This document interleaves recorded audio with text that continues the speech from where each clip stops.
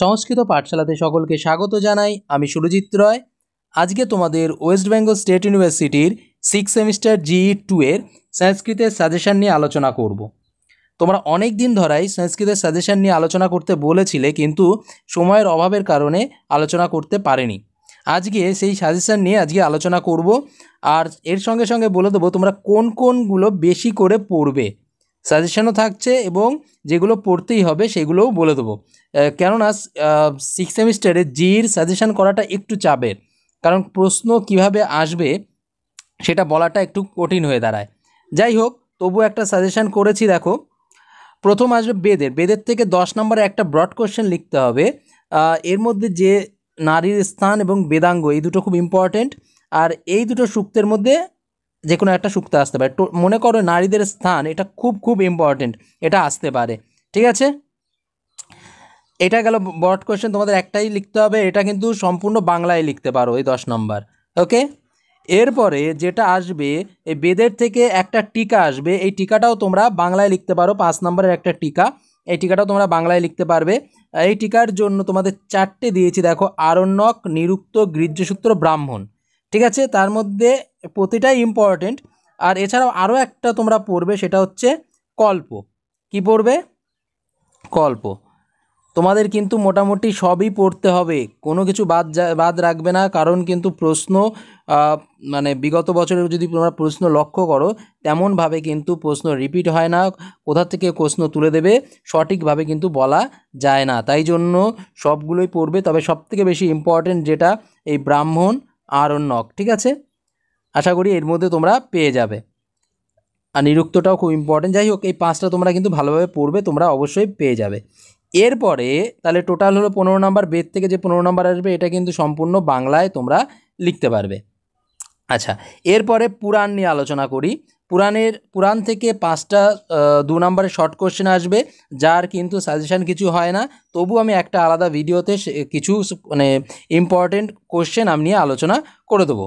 ঠিক আছে, আর যে দুটো টিকা লিখতে হবে সেটা কিন্তু সংস্কৃত ভাষা এবং দেবনাগরী হরফেই লিখতে হবে। অর্থাৎ টিকা পুরাণ থেকে, অর্থাৎ বিভাগ খ থেকে যা আসবে সম্পূর্ণটাই কিন্তু সংস্কৃত ভাষায় দেবনাগরী হরফেই লিখতে হবে।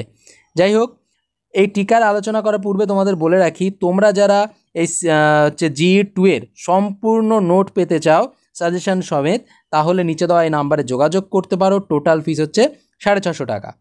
আর যাদের 6th সেমিস্টার DSC 04T এই পেপারটা আছে এডুকেশনের, তোমাদের যাদের এডুকেশন আছে এবং এডুকেশনের যাদের DSC 04T এই পেপারটা রয়েছে, এই পেপারের উপর সম্পূর্ণ যদি নোট পেতে চাও, তাহলেও আমাদের নিচে দেওয়া এই নাম্বারে যোগাযোগ করো।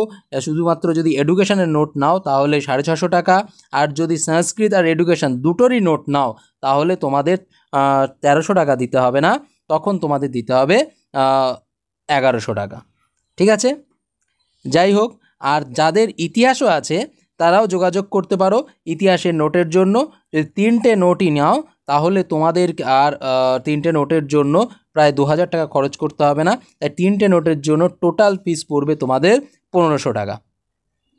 যাই হোক, দেখে নাও হচ্ছে পুরাণের টিকাটা কী কী বেশি পড়বে। পুরাণের মধ্যে বলছে বিষ্ণু পুরাণ, ব্রহ্মপুরাণ আর পুরাণের লক্ষণ। ঠিক আছে, এই 3টের মধ্যে তোমরা পেয়ে যেতে পারো। ঠিক আছে, এছাড়াও তোমরা এই টোটাল 6টা পুরাণ দিয়েছি, এই 6টা পুরাণ কিন্তু ভালো করে, 6-7টা পুরাণ দিয়েছি, এই 7টা পুরাণ কিন্তু ভালো করে পড়বে। এর মধ্যে থেকে তোমরা আশা করি পেয়ে যাবে। ঠিক আছে, তবে বেশি ইম্পর্টেন্ট হচ্ছে এই 3টে: বিষ্ণু, ব্রহ্ম আর পুরাণের লক্ষণ। ঠিক আছে, এইবার আসছি বিভাগ গ। বিভাগ গ থেকে আসছে হচ্ছে একটা ব্রড কোশ্চেন আর একটা টিকা, দুটোই তোমরা বাংলায় লিখতে পারো। একটা ব্রড কোশ্চেনের মধ্যে তোমাদের থাকছে, এবার এখানে ব্রড কোশ্চেন অনেকগুলো দিয়ে দিয়েছি, কারণ তোমরা যদি প্রশ্ন দেখো, কোনোবারে প্রশ্ন কিন্তু রিপিট হচ্ছে না, যেখান থেকে সেখান থেকে, মানে এত প্রশ্নের সম্ভার রয়েছে, যেখান থেকে সেখান থেকে প্রশ্ন তুলে দিচ্ছে।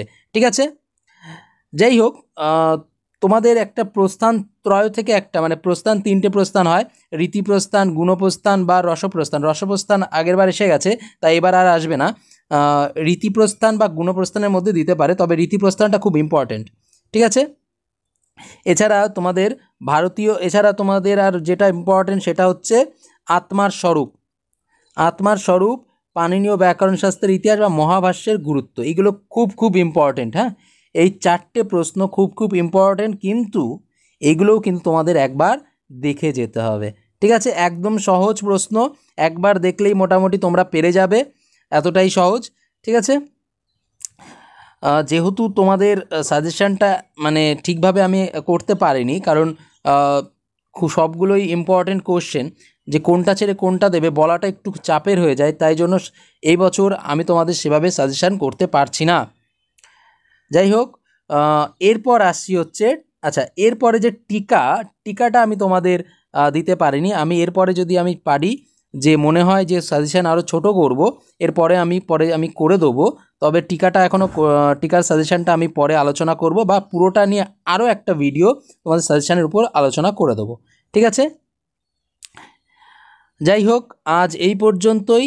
আর তোমরা যারা সংস্কৃত এডুকেশন হিস্ট্রি মধ্যে যদি কোনো পেপারের যদি তোমাদের সম্পূর্ণ নোট দরকার পড়ে, তাহলে নিচে দেওয়া নাম্বারে যোগাযোগ করো।